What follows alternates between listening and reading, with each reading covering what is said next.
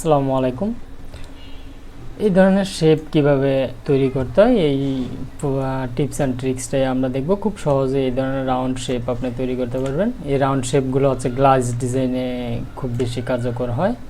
তো চলুন কিভাবে আমরা ডিজাইনটা শুরু করা যাক, করতে পারি, শুরু করা যাক। আমি চলে আসলাম অ্যাডোবি ইলাস্ট্রেটর ইন্টারফেসে। তো এখানে হচ্ছে আমি একটা আর্টবোর্ডের উপরে একটা শেপ নিব, একটা রাউন্ড শেপ নিব। শেপ নিয়ে এটাকে হচ্ছে আমি একটা কালার দিয়ে নিলাম। কালার দিলে আমার বুঝতে সুবিধা হবে। এরপর হচ্ছে আমি অবজেক্টে চলে যাব। অবজেক্টে গিয়ে পাথ থেকে স্প্লিট ইনটু গ্রিড সিলেক্ট করব। সিলেক্ট করার পর এখান থেকে আমি প্রিভিউ দিয়ে নিব। এখানে হচ্ছে আমি 4টা রতে 4টা, কলামে 4টা দিয়ে দিলাম। এরপর হচ্ছে আমি এটাকে মার্জ করে দেব। মার্জ হচ্ছে শেপ বিল্ডার সংক্ষেপ শর্টকাট, কিবোর্ড শর্টকাট হচ্ছে শিফট এম দিয়ে হচ্ছে আমি এটাকে এখান থেকে এখানে মার্জ করে দিলাম।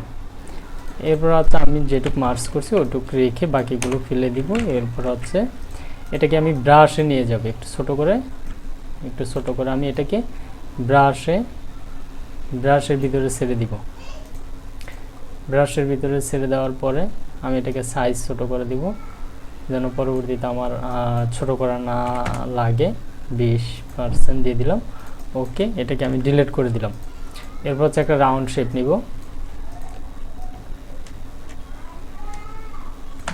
ওকে, এটাকে হচ্ছে আমি স্ট্রোককে দিয়ে দিলাম। স্ট্রোক দিয়ে এরপরে শেপ ক্লিক করে আমি জাস্ট এই তো হয়ে গেল। এখান থেকে ছোট করা যাবে, বড় করা যাবে। এখান থেকে আপনি চাইলে ব্রাশে গিয়ে হচ্ছে আপনি এটাকে ক্লিক করে একটু বড় করতে পারবেন, ছোটও করতে পারবেন। এ হচ্ছে আজকের ভিডিও টিপস অ্যান্ড ট্রিক্স। যদি ভালো লাগে লাইক করবেন, শেয়ার করবেন। ধন্যবাদ সবাইকে।